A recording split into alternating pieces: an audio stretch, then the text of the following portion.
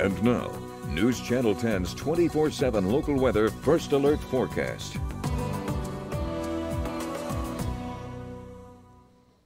Good Friday afternoon, everyone. Meteorologist Shelden is joining you to kind of take a look at your next 24 hours and how that sets up the rest of your extended outlook. First thing we're talking about is another cold front pushing in tonight that's going to drop those temperatures down a little bit.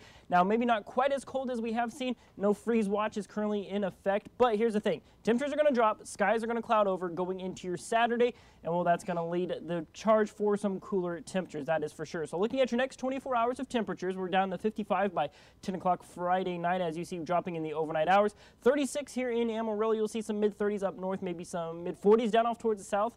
Like I said, that cloud cover may save us and keep those temperatures just a touch warmer than what they might be otherwise, but then that cloud cover prevents us from warming up going into the afternoon hours of your Saturday. As you can see, late afternoon for your Saturday, 56 here in Amarillo. Places like Clayton may be stuck in the upper 40s while we're seeing 50s for the rest of the year, with maybe Portales getting in the low 60s, and that is about it. Now, looking at winds, we're going to see those breezy winds start to shift. You're going to see by 10 o'clock tonight up in the northern parts of the area, those winds turn out of the north, and then overnight going into tomorrow morning, we see those winds pick up quite a bit. We'll see northeasterly winds at about maybe 15 to 25 miles an hour across the region. Good news is those winds do settle down, turn more out of the east going into the late afternoon, early evening hours, maybe around 5 to 15 miles an hour. So winds not a major concern looking ahead. Now, humidity-wise, we are seeing pretty dry conditions still around the area, but with that cold front, we'll boost those moisture totals just a little bit. We're not going to see anything just dramatically better. As you'll see Saturday afternoon, we'll be hovering around 25 to 35%, which is an improvement on what we have been used to, but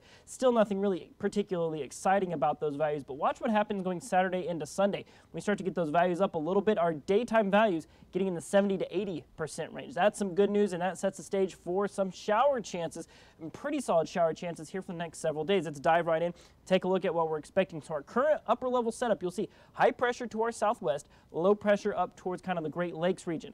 So what does that mean for us? Let's take a look at all the ingredients and what we need them to do. So in the upper level parts of the atmosphere, that's kind of northwest flow that we see right there. That's going to be providing what we call the lift. That's what we need to happen to kind of get that lift happening, get the moisture upper in the atmosphere. That gets those rain chances really going. But along with that lift, we need some moisture.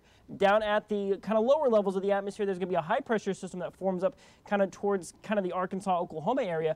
That's going to start to funnel some Gulf moisture into our atmosphere. We're going to start to see over these next few days easterly, southeasterly winds. That's good news. That's funneling more moisture, higher dew points into our area. That will boost those rain chances for us. So hopefully what we hope happens is some better rain chances. Now, because of that northwest flow, we are kind of eyeballing, kind of as you can see right there, northern to eastern parts of the area. The further southwest you are, perhaps the lighter those totals may be. Now, this particular outlook, not necessarily set in stone, but it is looking to be the most likely outcome, as we'll see on our high definition model run. So there's that cloud cover for your Saturday. As you can see, not looking at any rain for tomorrow, but a lot of cloud cover as we go into Sunday. There we start to see it in the southern ends of the area. Starts to push across, stays relatively light, and then going into Monday, we start to kind of fill in a little more gaps as we start to fire up more showers. So your next 5 days of rain chances. Now, one thing I will say, keep in mind that these aren't exactly home run, exactly where and the magnitude of them. That's something that we're expecting to kind of evolve here over the next couple of days. But you'll see southern parts of the area kind of sparse on Monday, but Tuesday is really where it starts to take shape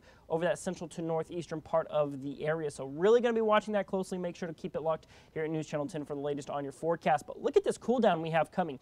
Mid-60s for your Friday. We're going to see 54 by Saturday, 50 for your Sunday, 30, 40, ultimately 50% chances of rain as we see mid-60s all week. Another cool down puts us in the low 50s by Wednesday, but then we start to see a little more sunshine. We do see a slight warming trend going Thursday into Friday, but overall, out of the next 7 days, having 5 of them with rain chances is certainly something we like to see.